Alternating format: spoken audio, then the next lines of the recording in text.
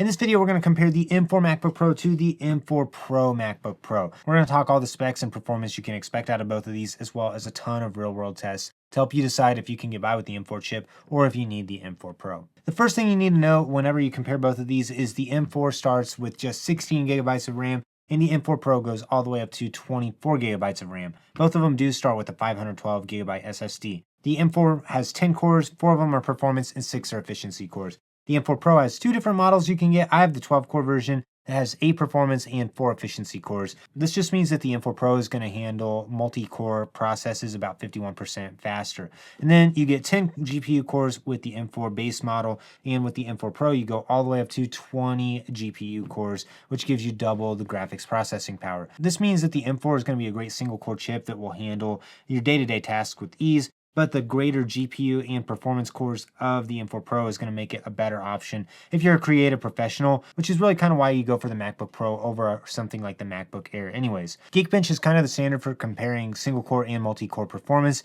and on the M4 base model I got a score of 3,728, and on the M4 Pro I got 3,873. So really for those single core tasks, it's not going to be much faster, but it's the multi-core score that went through the moon with the M4 Pro. 14,480 on the M4 base model and 20,099 on the M4 Pro. And then with the GPU scores as well, those drastically increased. I also compared the SSD speeds on these, and they were way faster on the M4 Pro chip than they were on the M4 chip. Another big difference between the two of these is the memory bandwidth you get. So on the M4, there's 120 gigabytes a second, and the M4 Pro has 273 gigabytes a second. This faster memory bandwidth is one of the reasons that the performance of the M4 Pro is so much better than the M4. It'll also allow you to run larger on-device AI LLMs on the M4 Pro chip versus the standard M4. I ran several different real-world tests across applications to see which chip performed better. My first test was the Xcode benchmark, and on the M4 it ran in 3 minutes and 2 seconds. On the M4 Pro it ran in 2 minutes and 11 seconds, so 51 seconds faster, which is a pretty decent amount of savings. I rendered the classroom scene on Blender, and on the M4, it took 6 minutes and 5 seconds. On the M4 Pro, it improved the speed all the way up to 4 minutes and 16 seconds, so quite a bit faster on that as well. On Logic Pro, I also ran several different tests. My favorite is to see how many channels you can run, and on the M4 Pro I ran 247 channels, and on the M4 base I was only able to hit 110 channels, so over double the channels running at the same time on the M4 Pro. I also did a couple of 64 track bounces, and with the M4 base model it took 35 seconds to do the offline bounce. On the M4 Pro, it took 18 seconds. When I turned on 600 channels and ran the same test, it took 5 minutes and 15 seconds on the M4, and on the M4 Pro, it only took 2 minutes and 25 seconds. So with more tracks, you're going to be able to bounce a lot faster on the M4 Pro than with the M4. The next test was the Lightroom Classic test. I loaded 500 raw images and exported them to JPEG. On the M4, it took 2 minutes and 24 seconds. On the M4 Pro, it took 1 minute and 15 seconds. So it was almost double the speed on the M4 Pro as the M4. The last test is the video export test, and I created a Final Cut project that was about 3 minutes long, had multiple 6K cameras on it, a couple color corrections, audio effects, titles, and to export this on the M4 base, it took 1 minute and 49 seconds. To do this on the M4 Pro, it took 1 minute and 35 seconds. So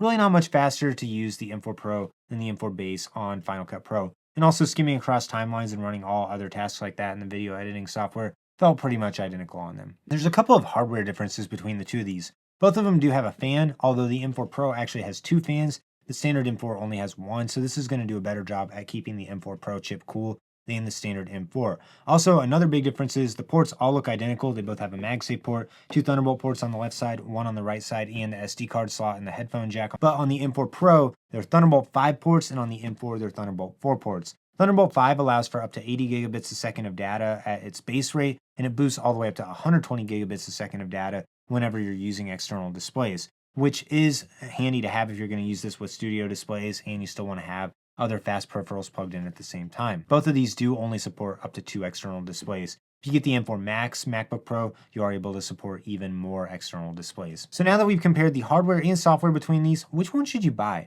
If your hardest tasks are running Xcode, or if you're just doing light photo and video editing or heavy browser use, then the M4's 10-core CPU is going to be plenty for you. But if you're a creator or a heavy developer, that's when you should really consider buying the M4 Pro instead, because it's going to handle multi-stream 4K and 8K video better. It's going to be faster for rendering 3D scenes, and it's also going to be a much better option if you're doing a lot of audio production. That's when I would really say audio production is where the M4 Pro makes a lot of sense over the M4. Otherwise, if you're a video editor, they're going to run about the same. They have marginal differences. And if you're doing a ton of video editing, that's when you should really get the M4 Max instead, because it has double the video encoders and decoders. Otherwise, these are both excellent machines with excellent battery life, great displays on them. I love using both of them. You'll just notice the M4 Pro runs marginally better than the M4 for most uses. Make sure you take a look back at all the tests again to decide if the savings of time is going to be worth it for you. If you're interested in buying either of these, I have links to buy in the description below. Like this video, subscribe to the channel so you don't miss out on any upcoming content.